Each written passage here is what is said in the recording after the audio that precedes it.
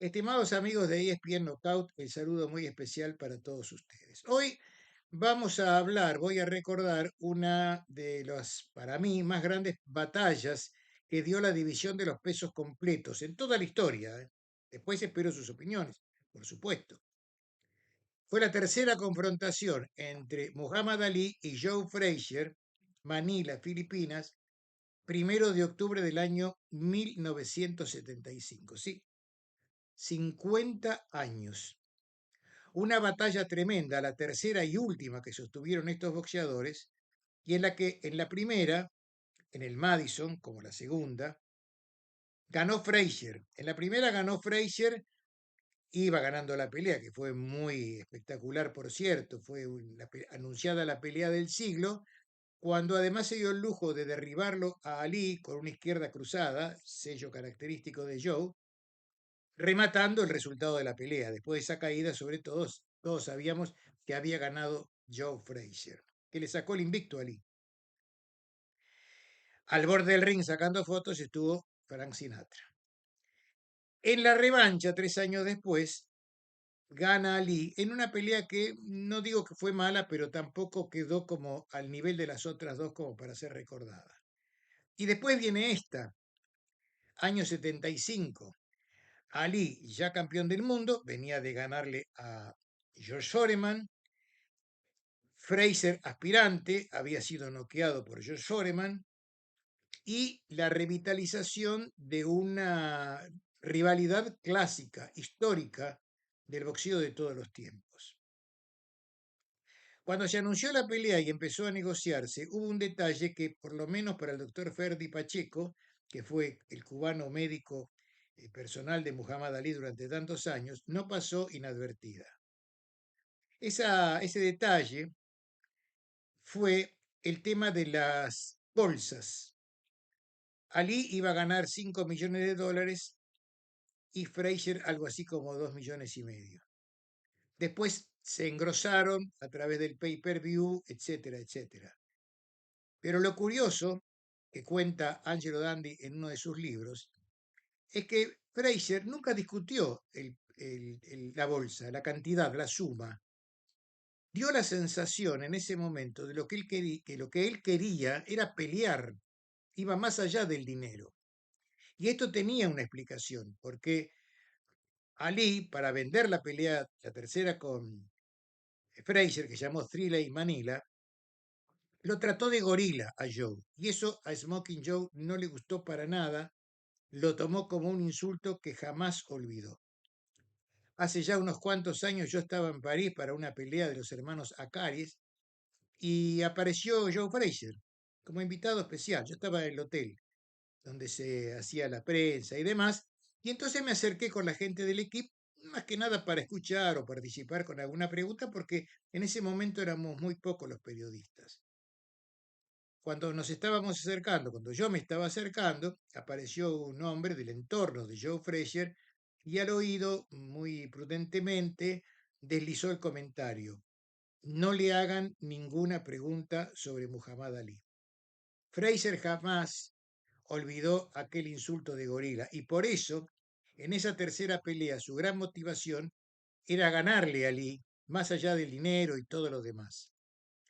Este contraste se notó más porque Ali, que fue con un montón de gente, amigos y demás, no tuvo mejor idea que llevar a su esposa, a Belinda, pero también estaba integrada al grupo a ir en el viaje a Verónica Porsche, que era, digamos, su novia, por llamarlo de alguna manera, porque después terminó casándose con ella. Lo cual provocó, según los chimentos de los pasillos de los hoteles, una ardua y ácida discusión entre Belinda y Muhammad Ali, que terminó con un Floredo destrozado, porque, por supuesto, para la esposa de Ali eso era una afrenta absolutamente innecesaria. Era la madre de sus hijos.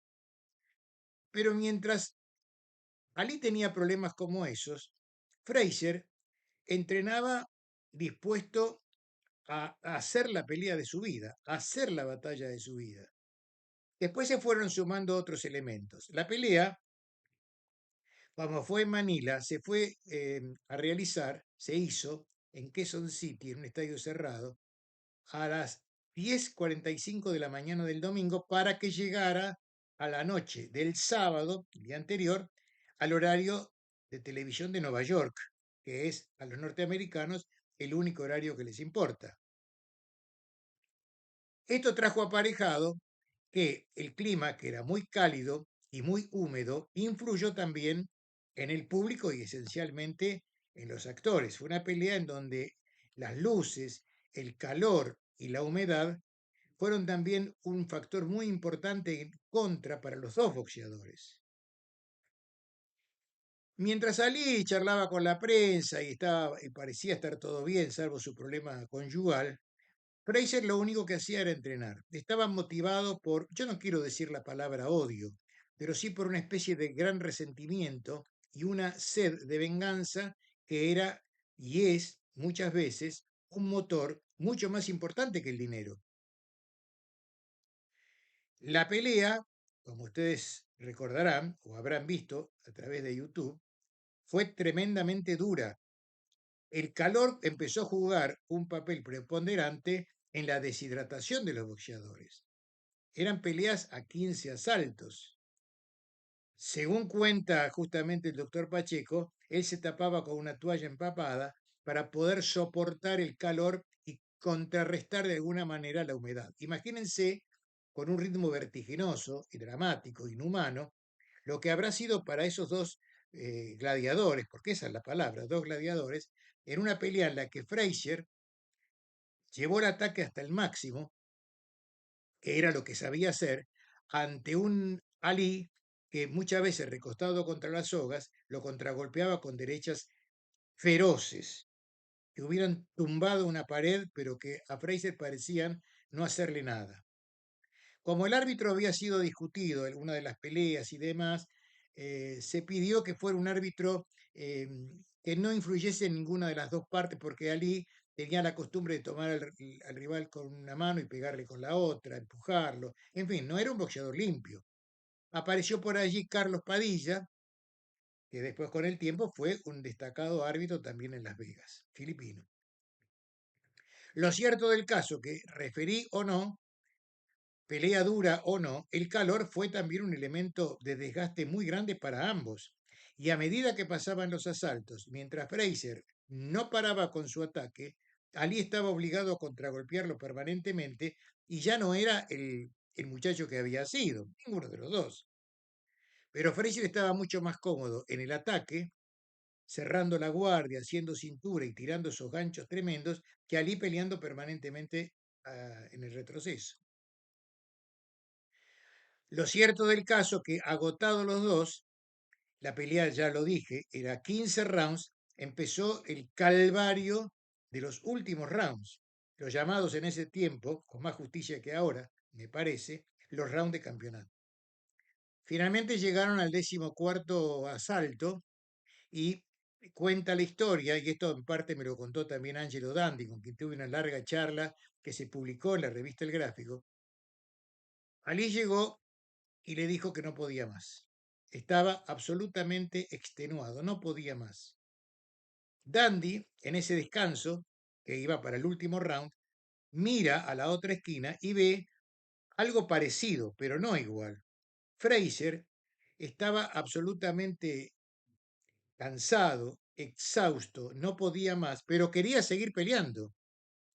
En el rincón de Joe estaba Eddie Futch, que había sido boxeador y que hacía años que estaba junto a Joe Frazier.